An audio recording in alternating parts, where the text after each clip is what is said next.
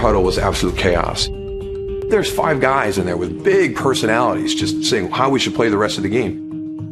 It was Michael Irvin, nobody can cover me and we need to throw the ball more, and then Nate would get on and they can't hold up front, we need to run, we need to start pounding Emmett. And as soon as Troy walked back into the huddle, you could hear a pin drop. Everything stopped, he was in control. You're going to be a football player when you grow up? Today is the best day of your life. Believe it. Give me 18 years of daylight. That's all. The greatest leader I've ever known. What a ride it's been.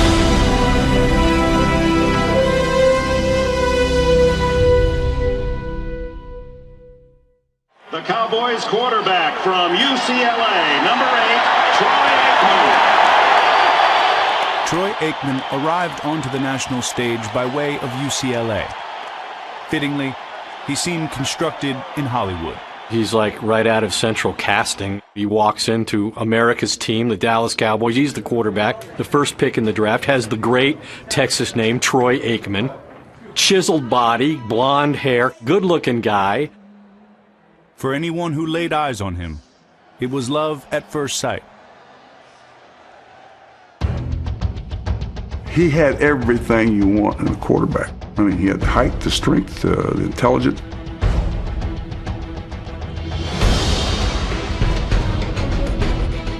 He could throw it with velocity, he could throw it with touch. He always threw it with great accuracy.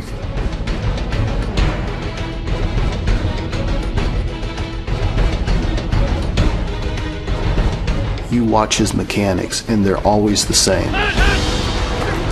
And they're just dang near perfect.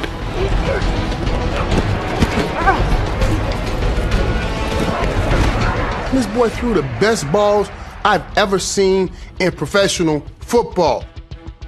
Troy Aikman ball whizzed through, and it stops right there and said, "Go ahead and catch me, baby."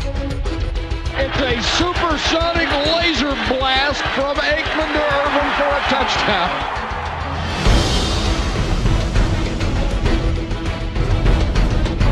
I was running around, and when I looked back, I couldn't see Troy. Next thing you know, I just see this ball come out. So I leaned over and I asked him, I said, "I couldn't even see you. Could you see me?" He said, "No, I just knew you'd be there."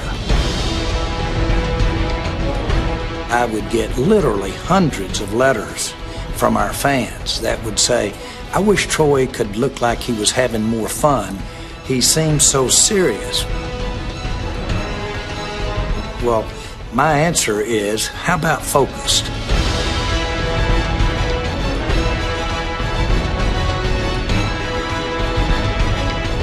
Aikman on first and goal from the 2, still running, cuts it up at the 5, and scores! He scored! Touchdown, Cowboys! He was determined to be successful one way or the other. I knew he would always be totally prepared. I knew that he was always going to abide by the rules and regulations. Troy Aikman seemed more machine than man. Sit it! He made it look easy, so the perception was it must have come easy. He was unflappable, so the perception was he was unexcitable.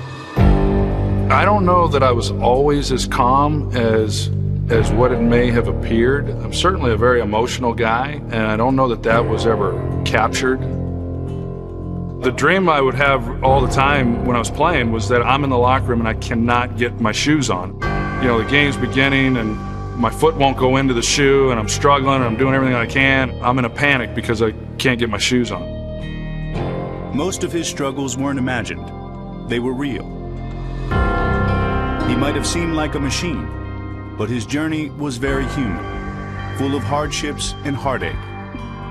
He wasn't born to be a star, but he did grow up 25 miles outside of Hollywood. I loved growing up in California. I had a lot of great friends. Sports was just a part of our life. Some of my closest friends went on and played professionally. Many of them played baseball, and I really believe that had I have stayed in California, that ultimately that's what I would have played as well.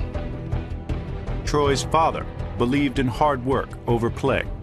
Growing up with my father, you were either going to be tough or you weren't going to make it. You know, you just weren't going to survive in the Aikman house. He was pretty intense, demanded a lot. He treated me as a grown man from the time I was about 6, 7 years old. Troy didn't know it yet, but his life of leisure was about to be transformed into a life of labor. The summer Troy entered 8th grade, his father moved the family from Southern California to a ranch in Henrietta, Oklahoma. I'm blowing down this road, dusty road. I'm a-blowing down this old dusty road. I truly didn't know, you know, what I was getting into. I was used to riding my bike anywhere I wanted to go, to the park and playing sports with all my buddies. We're 7 miles outside in the middle of nowhere. I'm a-blowing down this old dusty road, Lord, Lord, and I ain't gonna be treated this way. And I was expected to get out there and help my father. We built our own house. It was my dad and 2 carpenters was all that it was. And I'm immediately on the roof doing roofing on the house and getting rock and things of that nature. And we had farm animals. Those animals needed to be taken care of. You know, it was a lot of work. It turned out a cowboy's life alongside Dad and Henrietta was the perfect introduction for a career with the Cowboys in Dallas. Toughness, the discipline, the work ethic, those things were instilled in me as a child growing up with my father, and they were demanded of me. Without that, and without that upbringing, I don't know that I would have ever become the player that I was able to become.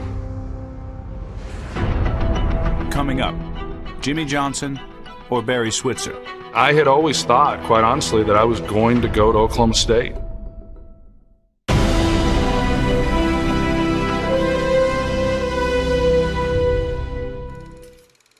My mom was a typesetter for the local newspaper. Me and a few buddies, we decided to take typing. We needed an elective course, and all the great-looking girls were in that class. He would be the one with 80, 90 words a minute, no mistakes. Sound like a machine gun, and mine's over here going... He was like... I then took typing 2, and that year I was the only guy in the class. And he wins the state typing title at 90-something words a minute, no mistakes or something ridiculous like that. Troy Aikman also stood out on the football field. We weren't a real big team. I was bigger than all of the offensive linemen but one. For those of us in high school that might sneak out, maybe have a beer or something, if you could find it, we were more worried that if Troy found out about it than if our coaches did. Aikman's size, leadership, and talent attracted the attention of the top 2 college programs in the state. Oklahoma, coached by Barry Switzer, and Oklahoma State, coached by Jimmy Johnson. His senior year, I actually thought he was going to come to Oklahoma State. I'd been in his home and had visited with his family. And I said, Coach, I'm coming.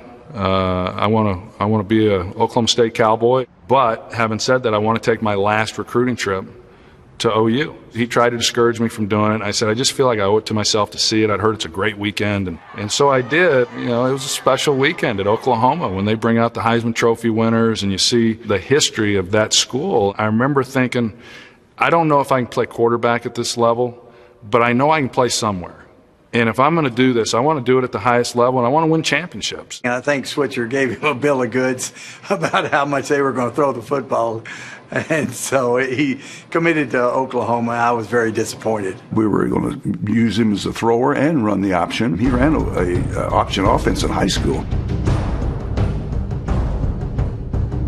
Johnson left to coach the University of Miami, and his Hurricanes faced Oklahoma in Aikman's sophomore year. Troy was eating us up. We were expecting, you know, the wishbone coming out of the backfield. Man, Troy was throwing that football all over the field. I remember on the sideline, we got to get him out the game.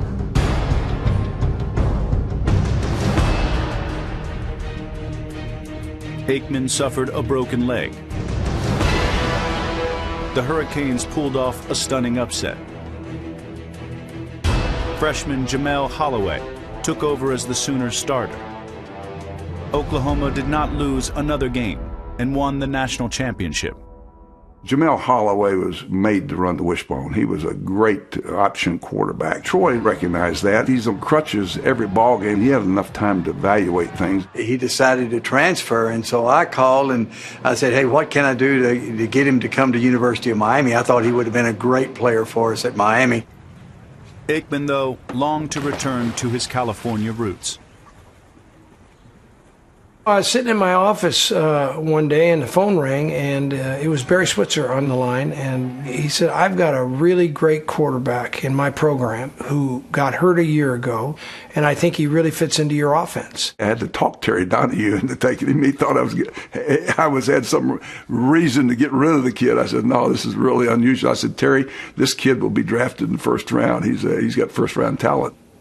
You know, it was one of the most unique and most important phone calls I ever got in my life. He decided to go to UCLA, and for my second time, I was disappointed. As a junior, Aikman was the Pac-10 Player of the Year. As a senior, he was the best quarterback in the country and projected to be the top pick in the upcoming draft. That pick would belong to the Packers if they lost their final game. And Lindy Infante, who was the head coach of the Packers at the time, had already told me that if they got the #1 pick, they were taking me. And for me, it wasn't that I didn't like Green Bay. I couldn't throw a wet football.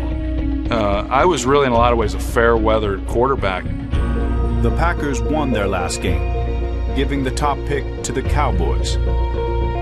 Aikman went to Dallas for the Cotton Bowl. Hey, Troy, how are you? How are you, Coach? Good to see you. Tom Landry came to see him practice. I was terrible. I threw a bunch of interceptions. Ball was all over the place. I got a call the next morning in my hotel room from Gil Brandt, and he said, Troy, I don't care if you throw 7 interceptions in this game. You're going to be our #1 pick. If given a choice, I'd prefer to be drafted by a warm weather team or the Dallas Cowboys. And I think Tom Landry's a great coach. He's done a tremendous amount of things for the city, for the football team. But 2 months later, the Cowboys were sold. Tom Landry was fired, and new owner Jerry Jones was expected to name Jimmy Johnson head coach. And I remember laughing about it, thinking, I've turned Jimmy down twice, and if this happens and he becomes the head coach, God, I hope he doesn't turn me down this third time.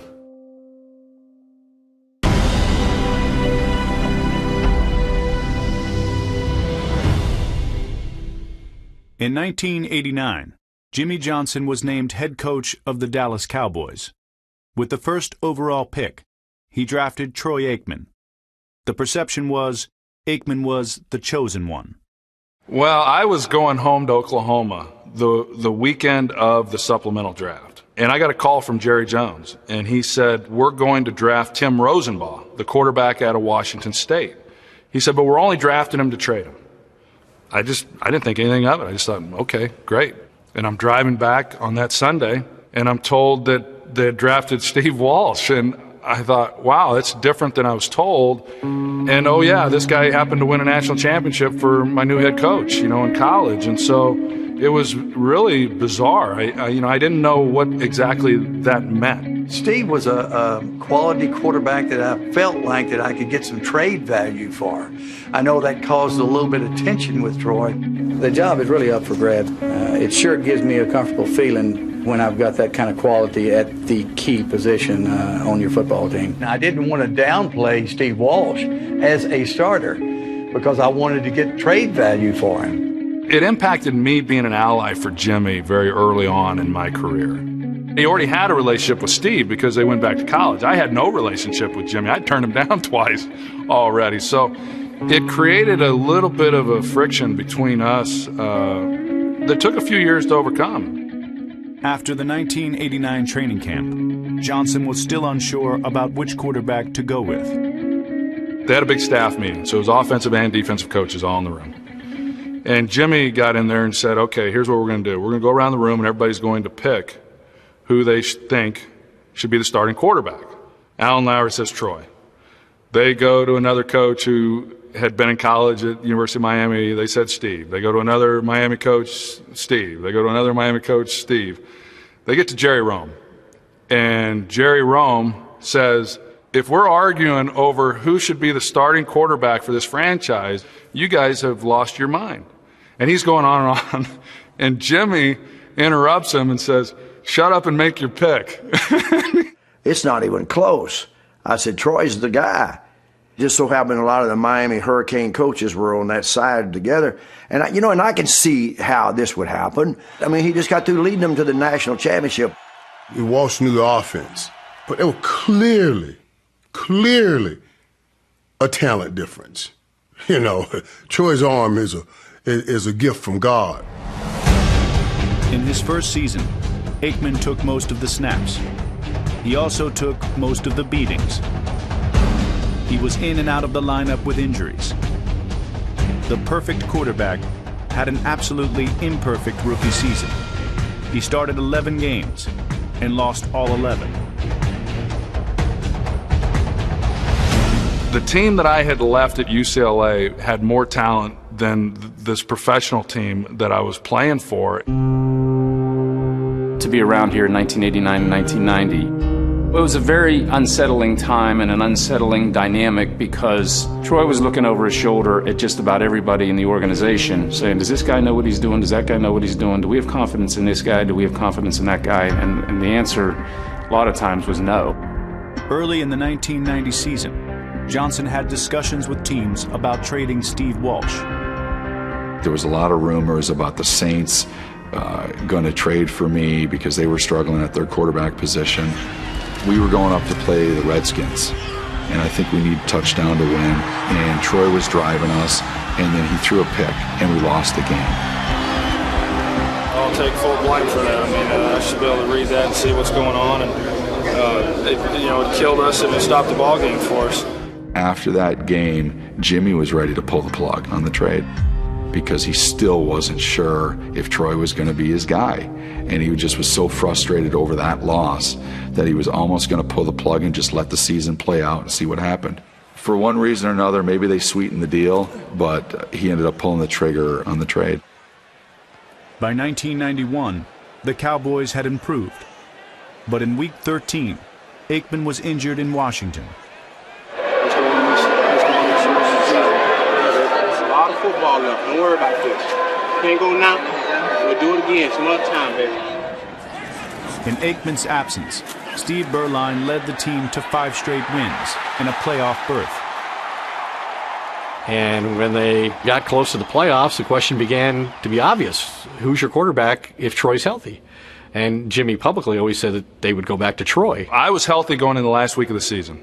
And then I was told, well, we don't want to risk getting you injured before the playoffs because we were a wild card team. We're going to play the next week. So, okay, well, I'll just rest up and then be ready for Chicago in the playoffs. I feel like I was ready last week, and the knee feels good. And yeah, I feel like I can play. And then that week comes, someone in the press called me up and said, hey, Jimmy just had his press conference and he announced that Steve Berline's going to be the starting quarterback against Chicago. And that's when I got upset about it. I just thought the situation was mishandled. Troy was not 100%. So I know Troy, being the competitor, he wanted to jump back in the lineup.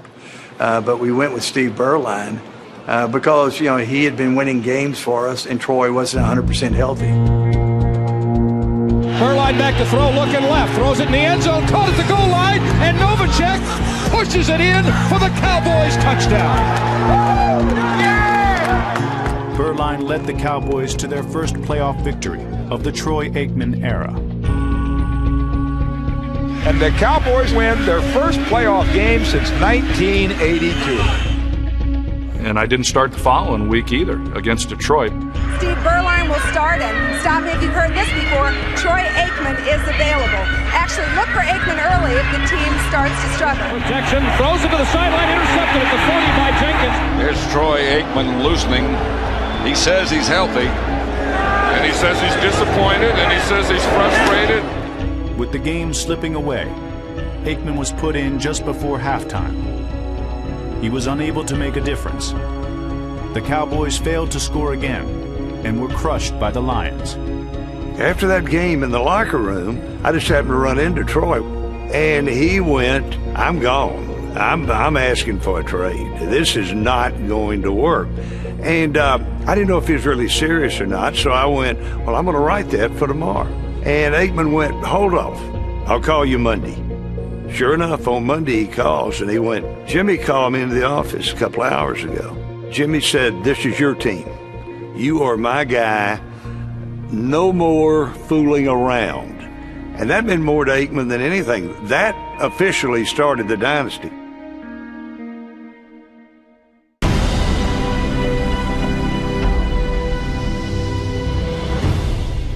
When the change was made, when Jimmy and I really started to turn the corner, the hiring of Norv Turner is ultimately what put us over the top. He was perfect for us. He was perfect, and perfect for Troy. After 3 years of, hey, these guys aren't going to make it together, not Jimmy and Troy. Boy, the trust factor with Jimmy became a brotherhood bond. How about it, Troy? Everything going all right? And so once he trusted the system and the guy running it, then he was able to let loose the shackles to be Troy Aikman, capital T, capital A. It couldn't have been thrown any better. We knew going into '92 season we were good. Didn't know how good.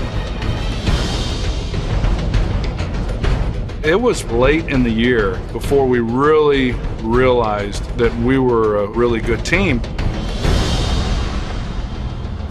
Super job! You are one game away from the Super Bowl! The 49ers were still the big kids on the block. You're going to come out next week. We go into Candlestick to play the 49ers in the NFC Championship game. We were pretty loose. We felt like our season, by getting to that game, was now a success. I remember for myself not really giving much thought as to what happens if you win this game. I just kind of thought, okay, we'll go play and see what happens.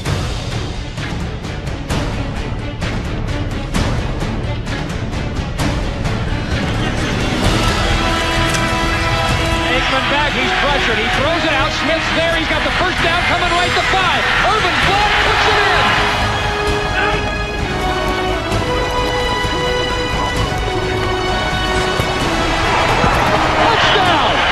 Touchdown, Cowboys! It wasn't until late in the game that I actually remember thinking, we're going to the Super Bowl now. Aikman, if anybody questions this young man going back to 1989, those questions have been answered. This team's going to Pasadena. For Super Bowl 27, the Cowboys went to Troy Aikman's old stomping grounds, where the guy cast to be a champion could fulfill his role as Hollywood hero. For me to get to spend that week at UCLA, practicing there where I had spent 3 years of college, there was just all this familiarity that came with being out there for me that helped just settle me down and be very calm and relaxed. By far the best week of practice that I've been a part of my entire career. It was the last day of practice, a Friday, and he was throwing like a corner route and went about 5 yards out in front of Michael Irvin, and it kind of hit the ground in front of him. And everyone kind of snapped their head and said, what happened? And Troy goes, damn, I'm human. Give me a break, I missed a throw. There was no doubt in anyone's mind he was going to have a great performance in that game.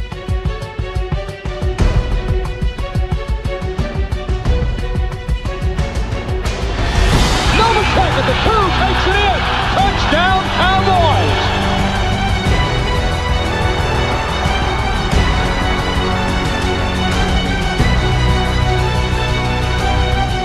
Aikman unleashed an MVP performance, completing 22 of 30 passes and 4 touchdowns.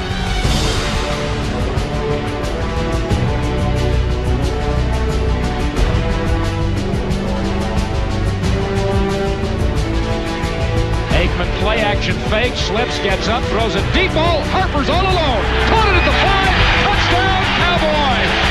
Oh, what a throw. After throwing a touchdown pass to Alvin Harper, and I hold up the number 1. And it's the only time I can ever remember doing that.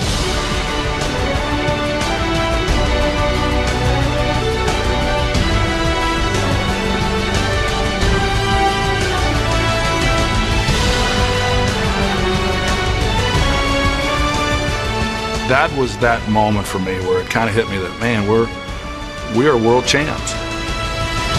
Going to the sidelines, seeing all those guys that were a part of that 1-in-15 year, guys who people said we would never win a championship with, there they were. And the celebration and the smiles and the hugs, and you know, that to me really is what I think of when I think of the great success. What a ride it's been. Troy Aikman's the MVP. Jimmy Johnson's taken his team from the absolute worst to the absolute best in 4 years. And Dallas, your Cowboys are the champions. This game meant everything to me, to be quite honest with you. A tremendous amount of weight has been lifted off of my shoulders now, and at least, no matter what happens in my career from here on out, at least I can say that I took the team to the Super Bowl and we were able to win it. In 1993, Aikman led Dallas to a second straight Super Bowl title. The perception was Aikman and the Cowboys were in perfect position to be a decade-long dynasty. But the reality was, a major change was coming.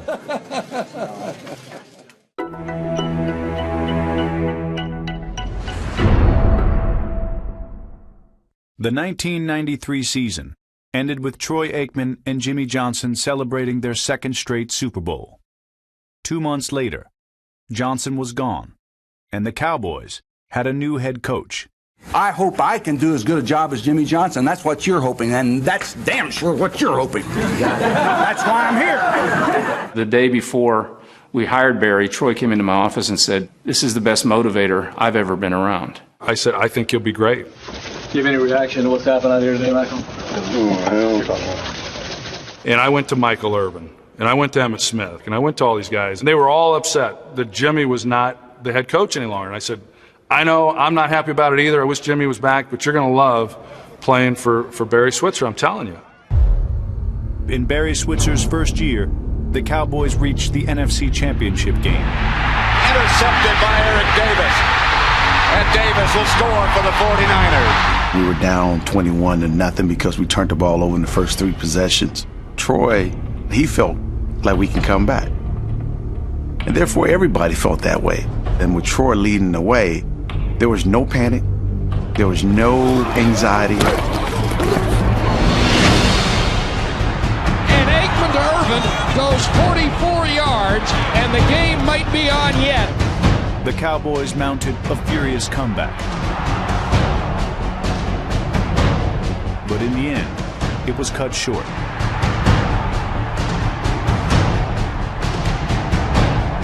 Well, it's the game I'm most proud of, as strange as that sounds. I'm proud of the way that we responded, and I believe that we showed the football world why it was that we had been champions. The game symbolized the entire era. When trouble came, the Cowboys rallied around Aikman. In 1995, a series of controversies threatened to tear the team apart. It was a circus every single day, but he was always the calming force in that locker room. They needed Troy Aikman in there to keep that thing going. Thanks to Aikman's steady play and leadership, the Cowboys became the first team ever to win 3 Super Bowls in 4 seasons. Barry Switzer had won a title, but his coaching philosophy compared to Jimmy Johnson's could not have been more different. Barry wanted to believe that at this level, that everybody was a man. I don't have a bunch of 18 to 22-year-old boys that I have to shape and mold and do things like that. You're men, so I'm going to trust you to do the right thing. Well, we had a couple guys that you probably shouldn't give that much trust to. The classic story during that whole time, we're in Cowboys training camp. The night before, Michael Irvin had led a whole group of guys out on the town, and they all came in like at 6 in the morning. And they were all hungover. And you could see it. Everybody was half sick, kind of moping around. And Switzer walks up to Aikman and says, "What do you want me to do? Cut Michael Irvin?" And Aikman looks at him and says, "No, you don't cut Michael Irvin, but you cut that guy, and that guy, and you make everybody run until they throw up in the grass." And Switzer says, well, I'm not going to do that. About 10 minutes in, he blows his whistle and says, boys, you're not really into it today. Let's call it a day. And Aikman was livid. Troy, I'll never forget one time he said, we need some harder, more physical practices. Now, Barry winked and said, you know, the only one I've ever heard say that's a quarterback. What I found was that the Barry Switzer that I played for at Oklahoma was not the Barry Switzer that I played for with the Dallas Cowboys. At Oklahoma, there was a great deal of pressure on him when I got there in 1984. So I played for a guy that was very intense. I said, Coach, let me ask you, I said, if you look back, when you were 30 years old coaching at Oklahoma, I mean, I bet you worked your tail off. And I bet now you didn't go about it the same way. And he agreed. He said, there's no question. I said, well, I'm that 30-year-old guy now. I'm not winding down the years and saying, okay, well, I'm only going to coach another year or two. You know, I didn't even expect to get this job. You know, this is important to me. I think Troy didn't like the way my style versus Jimmy's style. I knew that. That's not going to happen because I'm not Jimmy Johnson. Jimmy Johnson couldn't coach my way either. Am I happy with my relationship with Aikman? As I've told you before, you know, I don't know whether Chuck Noll had a great relationship with Terry Bradshaw or not. It wasn't important. He won 4 Super Bowls, right? That's the bottom line. I'm not going to drink RC Colas and double date and, you know, with him. We're not going to do those things. I mean, just it's not part of the game. It's not important. When Jimmy was the head coach, it was a good cop, bad cop type relationship. Hold on that damn football! God dog it! He'd rip into guys, and guys are upset and frustrated, and I'd say, hey, just let it go. Let it go. Hey, don't worry about him. Let's just go practice. But deep down, I agreed with everything that he said. And then after he left, there was nobody that was doing that. It was very difficult then to always be the bad guy. Pack! You got packed. 136 pack. You know the play? Yeah. Guys, we're junior high. That's junior high. That's so damn pitiful it ain't even funny. Let's go. You know, we're not good enough. We're not as good as we used to be, you know, continually overcome that. You know, we can't have negative plays. I remember a time I was hurt. Troy came to me and said, I need you to practice. I just need you out there.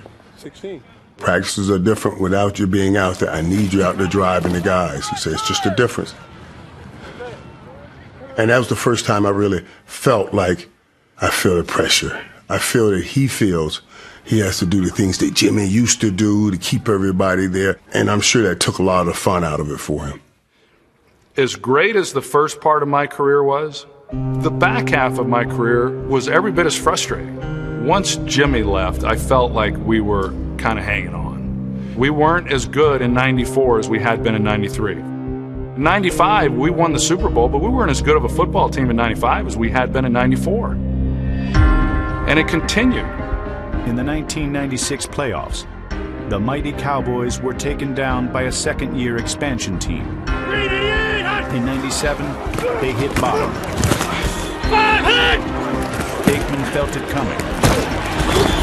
In preseason. Hey guys, that's a embarrassment out there. That's a damn embarrassment. We can't block anybody up the now we're hugging the ball early. Junior League. Somebody's got to get their attention, and I'll tell you, Jack, I am tired of being a guy who's got to run down everybody's damn throat all the time. Why don't we have a coach that gets over there and does something about it? Instead, we want to go over and pat everybody on the ass, and they haven't done a job all night. Guys out there off, and nobody says anything about it. We got a head coach that won't say anything about it. We got coaches offensively who won't do anything about it. I mean, enough's enough. I understand. Babysitting's over. The Cowboys finished with the winning record in only one of Aikman's final 4 seasons. Coming up, Aikman's surprisingly long goodbye. My time's come. And,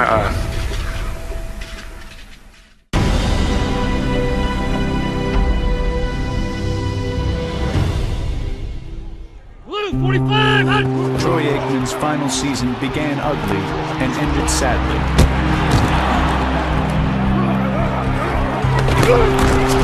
In the first game of the year, he was booed by the home crowd. Troy Aikman's got to be angry. You know, this is his home. I mean, he's been here for so many years and led this team to 3 championships. And to have a crowd, you know, boo him, I think it's despicable, to be honest with you. In instead of riding off into the sunset in a Hollywood ending. This was the last snap of football that Troy Aikman ever played. Looking and throws it away. Takes a big hit. Wow, Arrington with a big close. Look at the impact Arrington has on that hit. It's official now. Troy Aikman has suffered another concussion. His terrible luck with head injuries continues. And that's been a recurring problem. And something that Troy has to consider as he thinks about his future. You know, all these people think that I got out of the game because of, head injuries, and that concussions had nothing to do, absolutely nothing to do with my retirement. Ultimately, the reason I retired after 12 years was because I felt that I had worked hard to develop some level of credibility and respect within this game. And I felt like that was being jeopardized by decisions that were being made beyond my control within the organization. And I didn't want to be a part of it anymore. The quarterback who was perceived to be robotic, impersonal, and tight-lipped showed who he really was and where he was headed in an hour-long retirement speech. Today I announced my retirement from the National Football League and the Dallas Cowboys. And it was 12 of the best years of my life. I've been playing this game since I was 7 years old, and to all of a sudden recognize that you're not going to be doing it anymore is hard. When I look back on my athletic career, I know the fans want to talk about the Super Bowls, and I'm proud of those. There's no question those are meaningful things. But what I'm most proud of is the friendships that I have to this day. The day that I retired, he gave me a present. It was a mantle clock. What he wrote on the back said, Jay, friendships shared hold lasting memories of great times. Troy, 7/15/97. Something like that, with that inscription on the back. I mean, that's more than any Super Bowl ring, any trophy, or anything like that. When I was at my lowest point, sit up in the courtroom all by myself, I looked around, the only person showed up? The only dude that showed up. I know everybody told him to just stay away, but he showed up anyway. And I love him for that, and I appreciate him for that. I know there's been a lot of speculation as far as me moving into broadcasting, and that certainly is on the front burner. The stoic, almost robotic-looking guy on the sideline, the emotionless guy.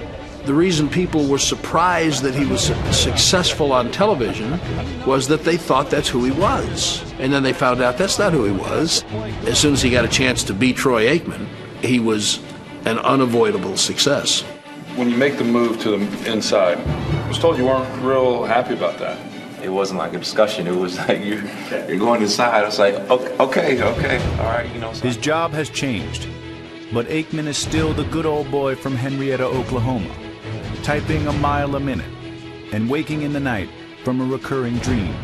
The dream I would have all the time when I was playing, when I cannot get my shoes on. I don't have that one anymore. Now I have dreams that I'm broadcasting the game and I have no idea what two teams are playing each other, and I've done no preparation. I don't have no idea what I'm going to say during the broadcast.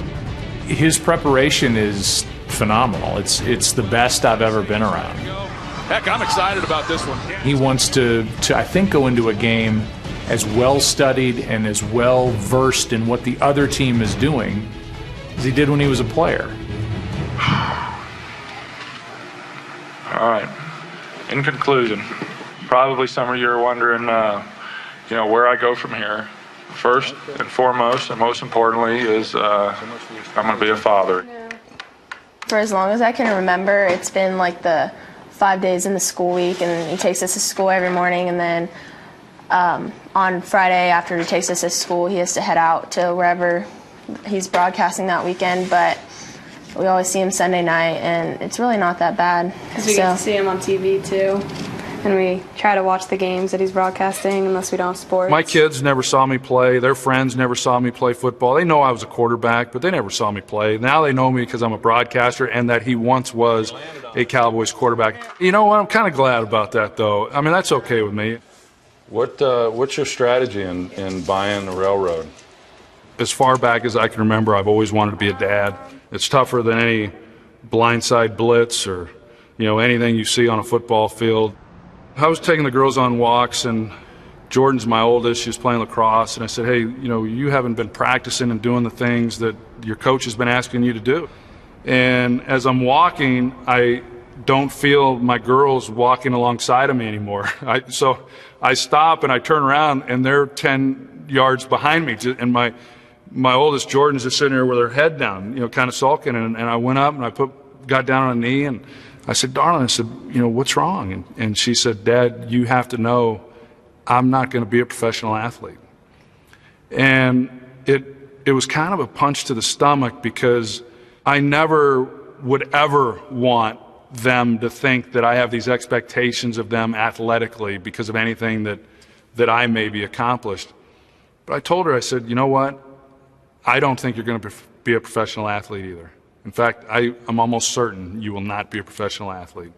But you're going to be something. You're going to be something in life, whether it's a nurse, a lawyer, a doctor, whatever, a housewife, a mom. You're going to be something, and you want to be the best that you can be at it. Aikman proved he's not a machine. It was a very human desire to pour his heart and soul into being the best quarterback, the best broadcaster, the best friend, the best dad he could be. I've got two awesome girls, and they have meant everything to me.